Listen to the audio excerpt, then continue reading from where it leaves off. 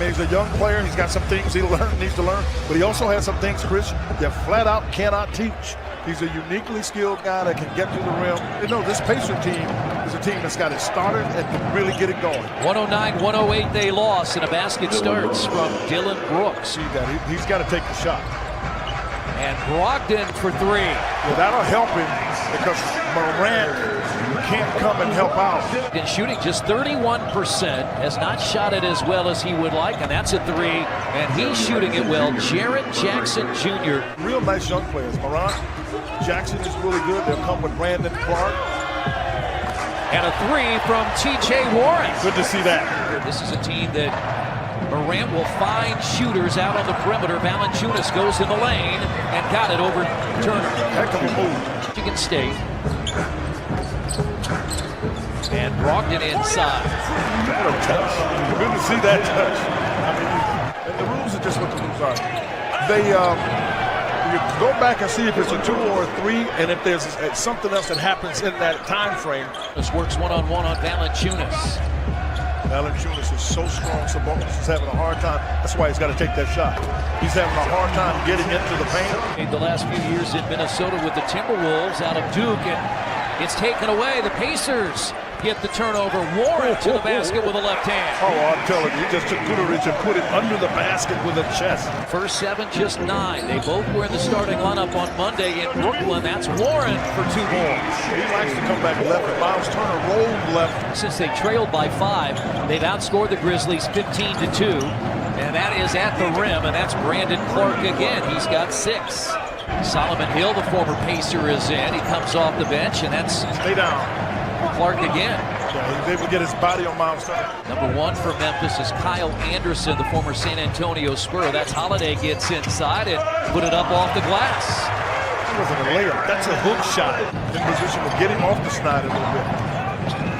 Kyle Anderson went underneath, and he got an elbow right into Justin Holiday.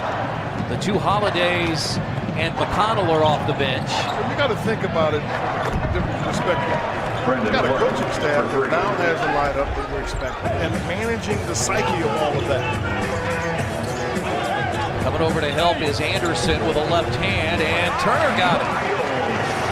Ladies and gentlemen, they're going to go through 8 to 10 games easily until they find out what's the best combination to have. Here's Aaron Holiday for the 2nd time, and he got it from his brother. My knitting skills is not the head, my knitting skills.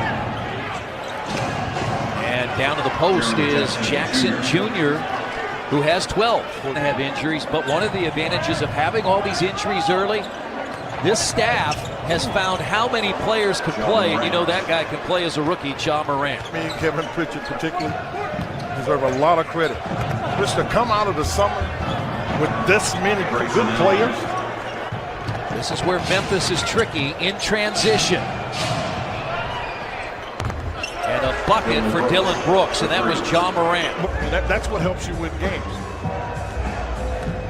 Show and go. Oh, yeah, a little show and go by McConnell. Double-doubles end on Saturday when he had 25 points and 9 rebounds. Gotta be ready to you gotta be ready. Plenty of time. And Jeremy Lamb. I mean, you just have different guys, Quinn, this year can create their own shots. Miles did a really nice job in there as Warren goes inside and scores. 13-point Pacers advantage, 2.5 to play in the half. He needs a screen. Yeah, he wanted a screen. The reason he wanted one. Morant. He's got 6 all in this quarter. He's automatically throwing it. Miles was just lost in thought. Lamb uses the screen, and Lamb has his 4th 2-point field goal.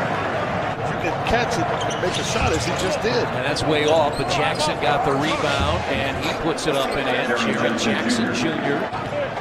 Last time on the first win against Brooklyn, and that's Morant. That looked like a healthy move there. Morant is leaning over. You can see him still bothered by that back. And Warren pounds it down. I think Miles was a foul. Brooks has 9. He's got a post up here that favors the Pacers.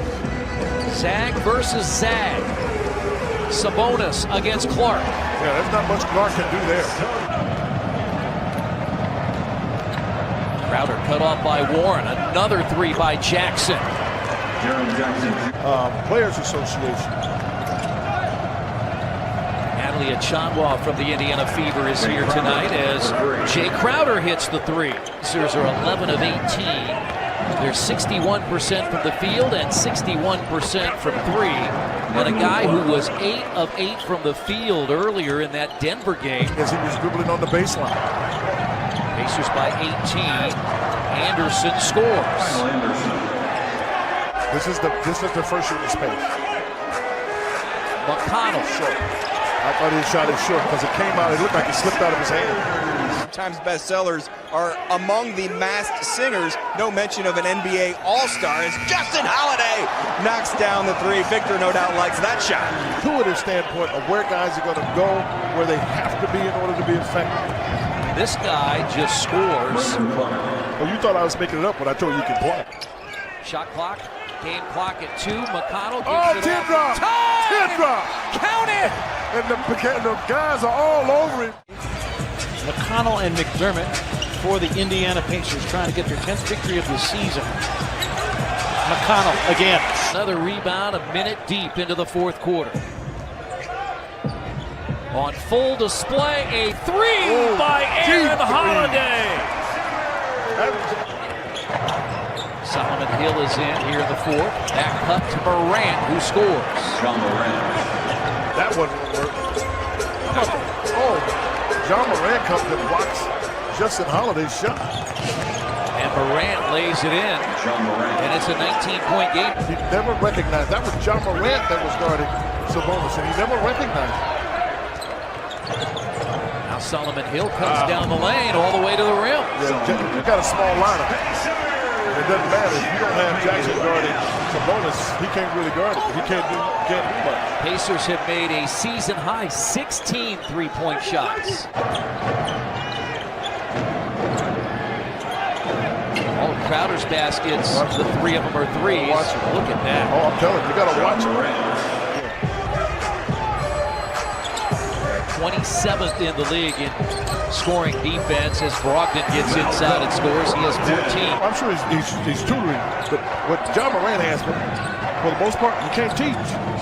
First, he just threw that out of double team at almost half court, left-handed. Pacers lead is 17. It's been as high as 29. They had a huge run. They took over this game back in the first quarter, and that's a three by Warren. 4 to play, a comfortable 20-point lead for Indiana as Warren dribbled it into traffic, and Morant again. Valanciunas exploded in that third quarter. Early third quarter, fourth quarter, another basket, and another three, and it's Doug McDermott. A dive underneath three. That's a heck of a catch because it was a steaming pass. 15 rebounds for the Mad Ants as they got their first win, and that's Alize Johnson. Valanciunas has an 8-point quarter. Taking anything for granted. Grayson Allen, he slides it in off the glass. He still wants guys to continue to play hard and take advantage of the minutes. And Caboclo, he had 11 points against the Pacers a year ago. 18 points for the Grizzlies that night. The nuggets you bring up, where do you find this stuff? Guterich, a three. It's impressive, first of all, that you've got everybody on the floor and no injuries. That's what you want, and you'll continue to get better. It's an impressive night.